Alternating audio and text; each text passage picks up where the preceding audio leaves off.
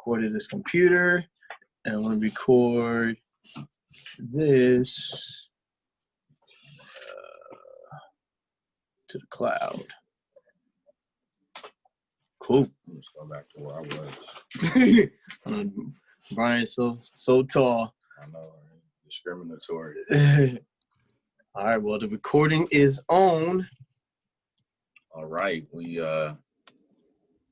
get started, do a countdown in 3, 2, 1. So I'm going here, right? Yeah, you're going there. Okay, going here, right? Look there. So anyway, welcome everybody to the Link Up, next series in our entrepreneurial interview series. I think we're on, this may be season or episode 11 for us, depending on what we release, but we are here. It's summer 2020. Man. I know it's been a hot one out here in Cali, but you know, we have a very special guest with us. But before I do that, I introduce myself. I'm Brian Ware, your NSB Entrepreneurship SIG co-director. My other co-director, Dwayne Allen, is based out of Texas. And I'm your entrepreneur co-director, also the owner of Best Way Construction Services. Shout out to one of my clients, More Electric here. Nice. And yeah, happy to be here and talk about this topic. So next is our my co-host here. All right, what's up, everybody? You know, Jason Harps. I'm the programs chair for the Entrepreneurship Special Interest Group for NSB. I'm also the president for the NSB Entrepreneurship here in San Diego. That's where we're at right now, sunny San Diego. And I'm also the CEO of a business that I'm doing with my mom. It's called Zero to Necessary. And the mission is to encourage, inspire, and empower children and young adults to fulfill their goals and to reach their dreams. So, you know, I've been doing that for the past year, but yeah, I'm just really excited for what's to come with that. So thank you, everybody. And again, you know, thank you, Cory. Like, again, we got a special guest, Mr. Cory. How you been, Cory? Doing well, brothers. Thanks for having me on the show tonight. Yeah, thank you. So we both known Cory through the NSB meetings and professional world. He's come and he's helped out a lot of you know, the Black entrepreneurs and engineers, I should say, here in San Diego. So yeah, man, just really happy to have you on the show. And why don't you give us your introduction? Yeah, Cory Morrison. I'm with let's say a local firm here. Once we get that thumb out the way here, I'm a local firm.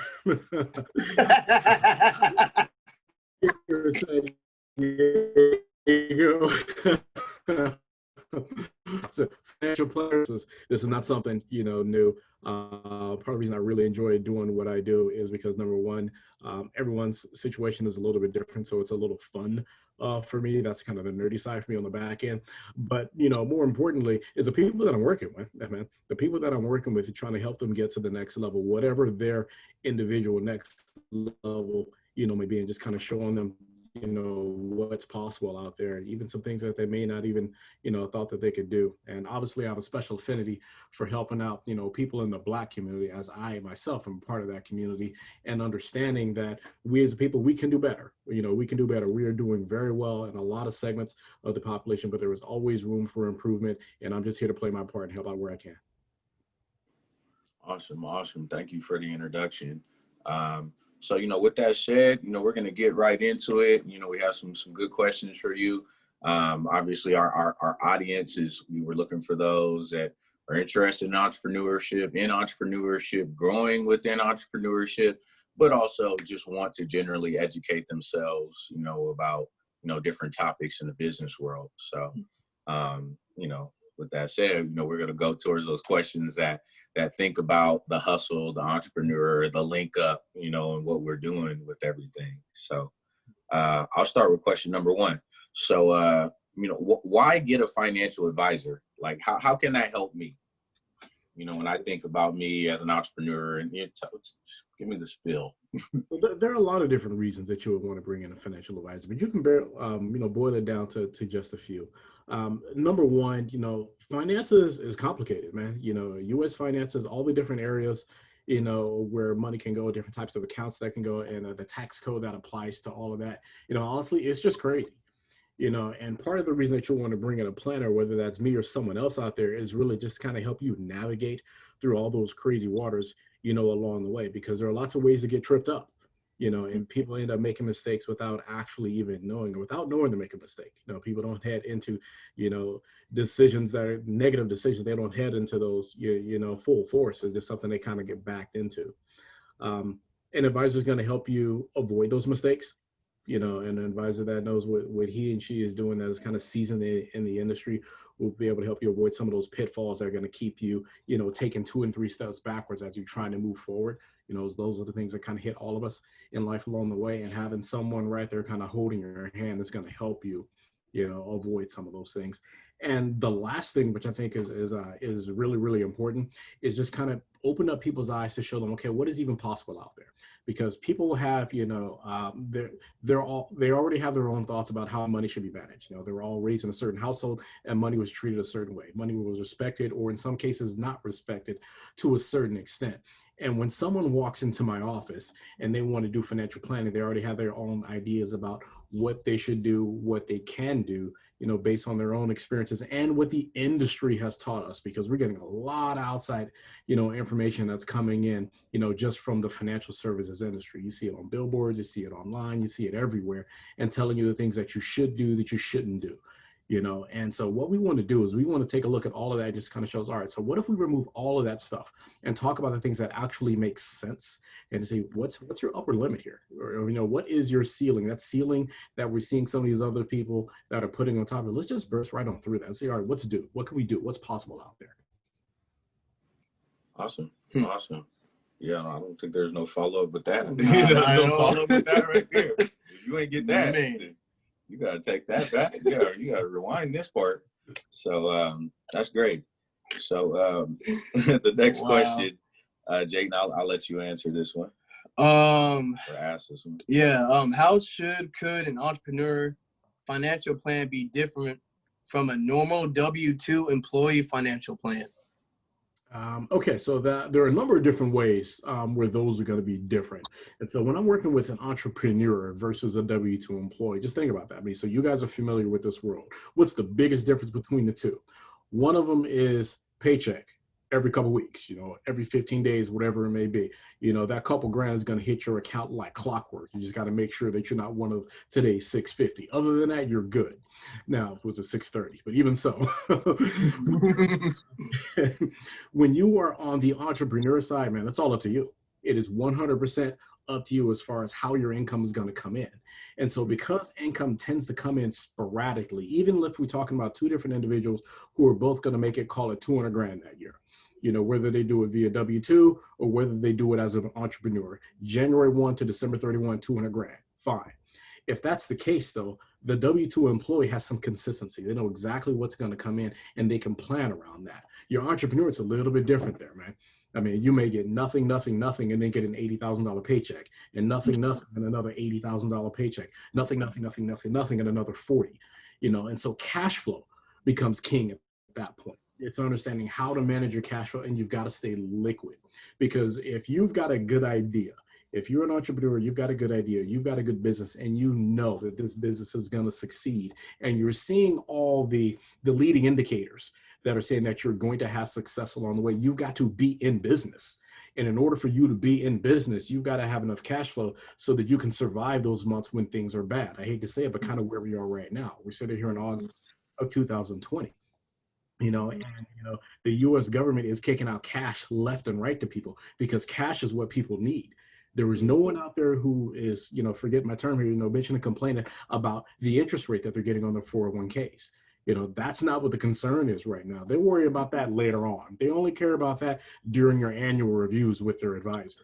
What's affecting them on a day-to-day basis is, can I pay my bills?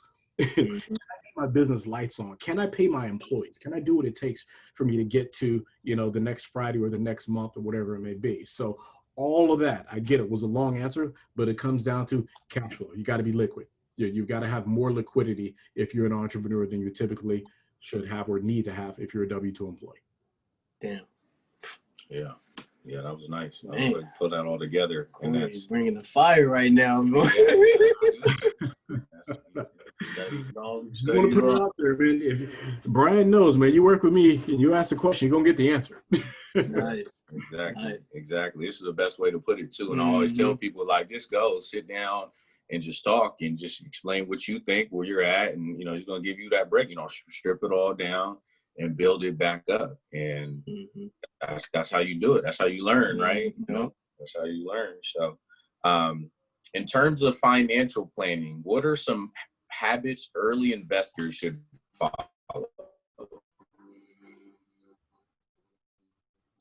Early investors, when it comes to financial planning. Yeah, versus like a late investor. That's the second question. The number one thing with any investor is, you know, I'm huge on savings, you know, and when it comes to investing, I kind of feel like people need to have earned the right to invest, you know, and I don't mean that, you know, in an elitist way in any shape or form, but we think about this, man. So what's the whole point of investing? The whole point of investing is you put some money into a market, you know, a security, whatever that may be. So it becomes, you know, something greater later on, you know, whatever that time frame may be. Those are all, you know, to each individual person, but that money needs to be there in order for it to grow, you know, so you need to be able to do without the money that you're putting in there. And if you don't have enough money saved, I mean, outside of that investment, what happens when you need to go get that money? You know, so that 10, 12, 15% return that you were trying to target inside of X amount of investment, if something happens outside of that and you can't fund that, then you've got to go attack that investment. You're pulling money out, you know, and you're pulling money out and you're taking taxes and penalties along the way, most likely. So these are taking steps backwards because we didn't properly set ourselves up to be able to protect that money. You know, and the idea is we want to make sure that we layer it. So you want to make sure you layer it so you've got plenty of cash so that you can weather, you know, what may come, you know, along the way over the course of 2 or 3 months. And that money isn't just designed to sit there and get its 0%, it's 1%, which nobody's excited about. 100% get that. People want the big money. People want the 10s, the 15s, the 20s. I get that. But if you don't have the zeros and the ones, you may not be able to stay in the market long enough to get your 10s and 15s and 20s. Your zeros and ones is there to protect the other. Ooh, there you go. Wow. 0 and 1s. I feel attacked. I feel attacked right now. But that's good though. Like, that's what I'm saying. Like, that's what you should feel. Like, you know, like, strip that confidence or just like that learned behavior down. And, you know what I mean? So that's true. Like, you know, and that's another good way to put it. You know, I have a lot of new friends that are in the market that are investing and you know, stock markets. You know, not necessarily saying the same what you mentioned, but and they're just like trying to go for the gusto. And I'm like, hey man, like I've played in the stock market off and on for a while now. You got to be careful, man, because your feelings will get hurt real quick, man. You know, especially like options trading and oh man, that's a completely different conversation right there, man. I know. Check to our stock talks on Thursdays, the third Thursday of every month, to you know, hear more about that type of. What I do want to piggyback off of that last question, you know, right there is about, so, you know, there are some people out there who are just going to go and invest money prior to saving. It is what it is, you know, okay. So, but if you're going to do it, you got to understand how, you know, and where to put those types of money. So unfortunately in this country, we hold up the employer sponsored plan as if it's the holy grail of all investments. All it is just an investment account under the retirement umbrella. That is absolutely all it is. You know, what we typically see is, okay, people get their brand new job. They're going out to work for XYZ company. They're making 150 grand. They're happy about it. Cool. What's the first thing that the HR person does? Here's your benefits. Here's your medical benefits. You know, here is your disability, your group life insurance, and your 401k. Perfect. Cool. Well, at that point, everyone knows, because we've been taught since we were 2 years old, you're supposed to put money in your 401k. That's how you retire. Everyone knows that. So this person is being really aggressive. Like, you know what? I just got this job. I'm making a whole bunch more money than I was before. I'm going to put 10, 15% in there, you know, and thinking that they're doing a great thing, which there's nothing wrong with that, outside of the fact that a lot of these people aren't saving in their bank level accounts, you know, so they don't have cash. Now, you may be thinking, okay, Cory, now you're just kind of picking and choosing that situation that rarely happens to people. But think about this. Absolutely think about this. How many people in your life do you know that have had to go and pull money out of a 401k? They went and had to go take a 401k loan, that had to cash in an IRA or something like that early.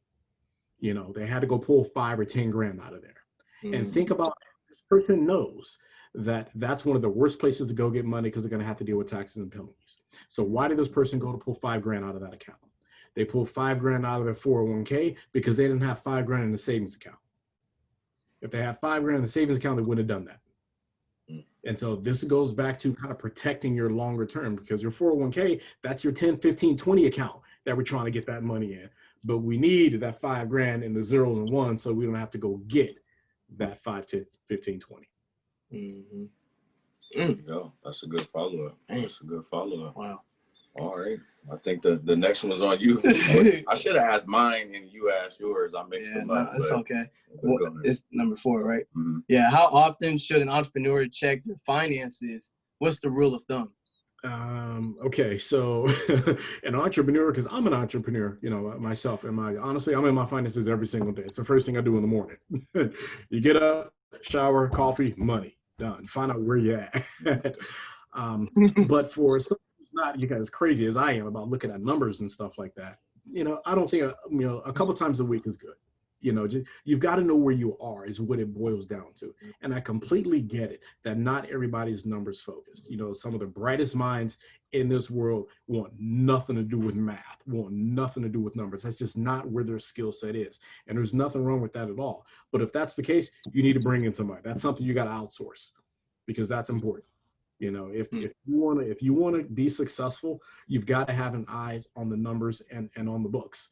And like I said, if you don't want to do it yourself, you need to get in with someone who can help you do that. You've got to have a team, to help make that happen for you.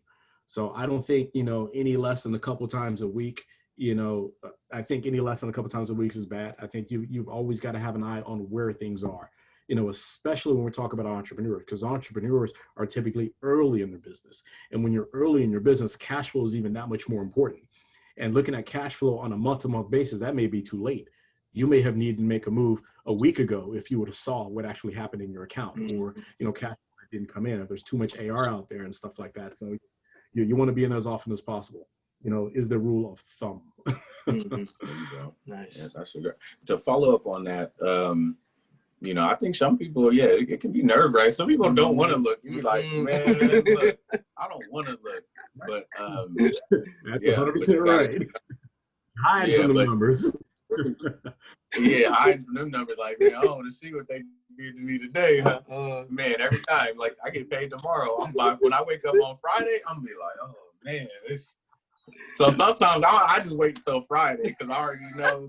I'll be like, let me just see what the damage is on Friday, Saturday or something. Man. I know I got at least enough to go get some ice cream or something. Need some lunch.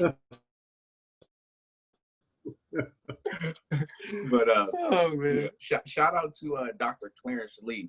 He's a very good guy. I don't know if you met him yet. If not, we gotta try and connect you. But man, really bright brother, and he hosts a speaking seminar called IDX. But he talked about don't be a solopreneur. I think I was at, and it's kind of like, makes me tie back into what he said. And it's like, I try to explain that to people too. A lot of times, like, hey, if you don't understand, if you're not comfortable, then just, outsource that. And it's very important, so that's why it's good to also having a financial advisor in your corner, to help you look at those numbers and stay on top of that. So, all right. Next question here. I'm gonna take this one. Yeah, take this one. How do you measure success as a financial advisor for entrepreneurs?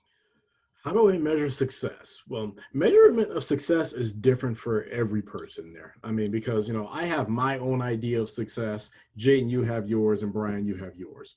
And so when a client is sitting there working with me, we've got to understand this isn't my money. We're talking about their money. And so it's whatever they consider successful. And so part of engaging with the client is understanding, so what do they want to do? What do they consider a measure of success that we can come back and do exactly that? But I hate to use the same word, but measure. We can come back and take a look, say, are we where we expected to be 6 months down the road, a year down the road, 3, 5, whatever it may be.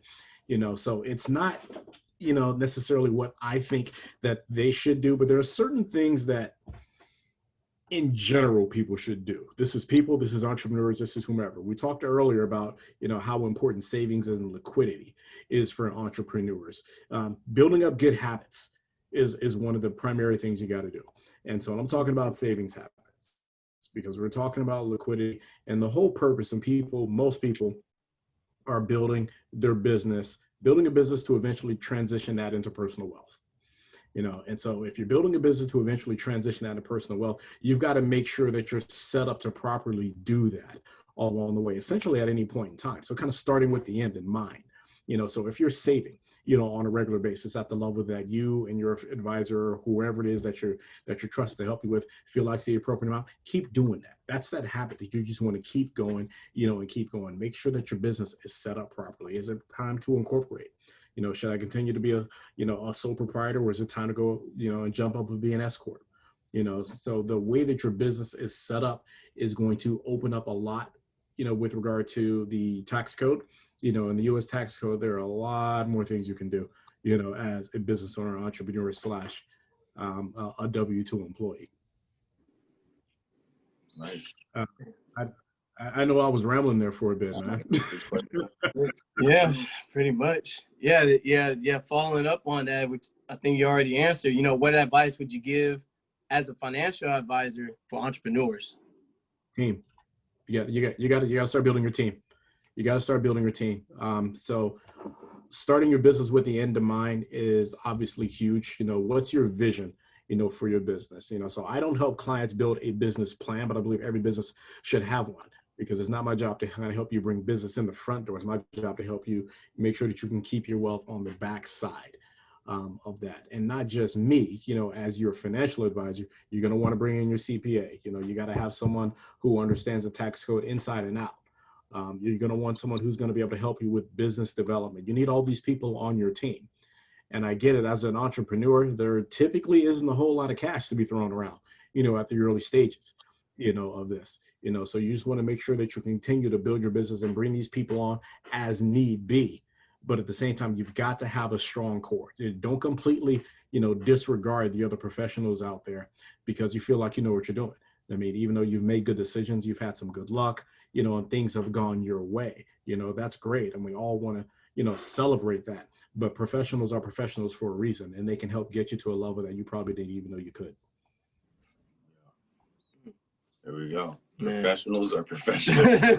You know, it's very important to understand. Mm-hmm. So that's good. That's good. I think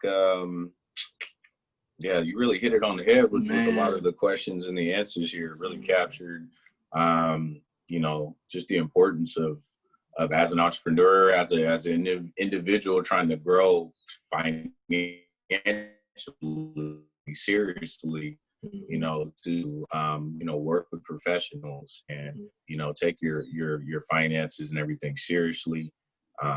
Yeah, just, you know, just continue to stay liquid if you can, right? Mm-hmm. Have, you know, think about that. Liquidity is the name of the game, you know, at almost all times. You know, you want to make sure that you have the ability to pivot when the world changes its mind, when business changes its mind, you know, or honestly, when you change your mind. Mm-hmm. You're illiquid everywhere. I mean, it doesn't matter if you got a $10, $20 million portfolio, whatever it may be. If you can't get your hand on 100 grand, what does it mean? I mean, what does it mean? You know, out there, even if you got this, like I said, this huge business, and what if you want to expand, but you need $2 million to do it, but you can't do it because you don't have cash. You know, you can't do it. So where are you going? So you want to make sure that you can keep as much cash available to you as possible. You know, and that's on the opportunity side. I mean, we hate to really focus on the emergency side, but 2020 is an obvious example, you know, that we're seeing businesses go under, you know, every day. Thousands of businesses go under every day, essentially for the last, you know, 6 months or so, due to the worldwide pandemic and everything. The more cash you have on hand, the more ability you have to sustain, you know, things like this, and the more options that are open to you. You know, so liquidity is king, you know, cash is king. They say that pretty much, you know, at all times. And yeah, I just continue to preach that, you know, and that's always a struggle because people typically don't make a lot of money on cash, and they know that. Business owners do. You know that because typically the most money they're going to make is inside of their business. There aren't a whole lot of them that invest in the market as it is anyway. Why should I shoot for get 10, 12% when I can invest in my business and get 50% of that dollar? and we get that. Mm-hmm. So you've got to understand, how to maximize all of that, and also take a look at your risk factor, because that's one of those things actually that we didn't even talk about here. Is you've got to make sure that you're protected too, because smooth sailing, happens, when the waters are calm, but every once in a while things happen. And if you got to take a step or two backwards, you want to make sure that you're not going BK. If you've got a business and you've got 10 employees working for you and something happens, okay, it's not just your business that's in bankrupt, you just affected 10 families, here all too. So there are lots of different things that you want to, keep an eye on as your business, starts to grow. Liquidity is one, protecting yourself, kind of making yourself bulletproof is a term, that I like to use a lot, versus any sort of outside influence out there, and not to shy away from that. Just kind of embrace what's coming, and then just go kick some ass. If I can say that on the show. Oh, yeah. So adults, we look at it. You might be a tough kid too, but you got that's part of it. Mm-hmm. So yeah, that's good. I think you said a key word. I liked it in there. It was like an opportunity versus an emergency or something. Mm-hmm. I like that. I think of opportunities got to be available for opportunities. So yeah. Okay. And any last sign outs? We'll get ready to wrap it up. How can folks get rid of you? Wow. Wow, brother. Wow. Yeah. Hey, look, my true sucker, I'm trying to get rid of you. Oh man, what happened? Oh, screen sharing. There we go. Yeah. I just popped that right here on the screen, man. So what you're seeing here. So if people have any questions for me, if you like what you heard tonight, if you just have any additional questions at all, and I welcome questions left and right, because I'm all about trying to help people get to whatever their next level is. Reach out. There's no such thing as a bad question here, and you would rather know up front as opposed to trying to fix something on the back end. Anyways, a couple ways you can reach out to me. My website, easyclmorrison.com. You go down here, you can scroll on down. There's my info, a little bit of my designations right there. Phone number's right here. Email address is right there. Easy way to reach out to me, 619-684-8632. Or the email address is clmorrison@westpacwealth.com. There's also a little button if you decide you just want to go ahead and schedule yourself a quick little meeting. You can click that button. It says schedule a meeting. It's connected to my calendar. So you can put yourself a half-hour complimentary consultation on there, and we'll talk it through and see what we can do to help.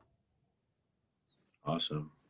Yeah, I love it. Yeah, scheduling software is really easy to use. Mm-hmm. You use it, yeah, right? yeah, we use it to make this happen. So, thank you. So much more information we could talk about, I know, but we like to give a little bit. We have part twos of other guests as well too. So I think this is definitely worth a part two with some new topics, and hopefully we get some comments and feedback from our viewers. Any other questions they'd like to hear from Cory, from any of our other guests in the past as well, let us know, and we'll work and get you guys those answers. We're just here to help. I appreciate you guys having me on tonight, man. This was fun.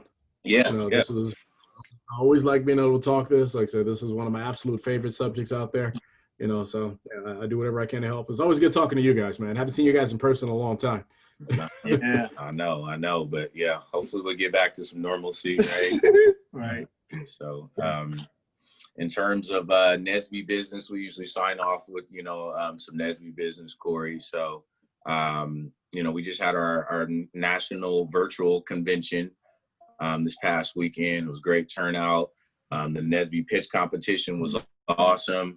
At our first entrepreneurship SIG pitch competition, has some great ideas. Shout out to our winner, George Holmes with Hire Henry. So that's a part of it. We're going to keep plugging that and getting that opportunity. He has a robotic commercial lawnmower. So he's looking to grow, looking for investors, looking for opportunities to showcase his product. So definitely reach out to us about that as well if you're looking to help or connect with George from Hire Henry. Other than that, we got our business incubator coming up next. You know, so we're looking forward to getting that going from our competitors in the pitch competition, and, you know, get these individuals some good support behind what they're doing. And yeah, working on, you know, FRC after that. So Jay, where can they find out more on our social media? I know, right? All right, y'all can find us on Twitter, LinkedIn, Instagram, and Facebook at Nesbypreneurship. I think that's it. Just Nesbypreneurship. I mean, he's gonna put it up there, right? Like, I ain't gotta spell it out. The editing, we'll put it up there, and also check out our podcast on Apple, Apple Music or iTunes, and then Spotify, Anchor FM, so you can listen to this as well while you're driving on your way to work, or home, working from home, from you walking from your office to the cafeteria, aka your bedroom to your kitchen. So yeah, thank you very much, Mr. Morrison, Jaden, everyone. Thank you guys for tuning in, listening, watching. You know, good luck on your journey. Stay safe and stay blessed. So appreciate it, gentlemen. Thanks a lot for having me up here. I'm gonna get back to the fam now. I'll talk to you guys soon. All right. Peace out, Cory. All right, man. Later. All right. I wonder which one should I pick first. They both were recording? Yeah. Oh, nice. I'll leave this one. Let me how about I stop recording?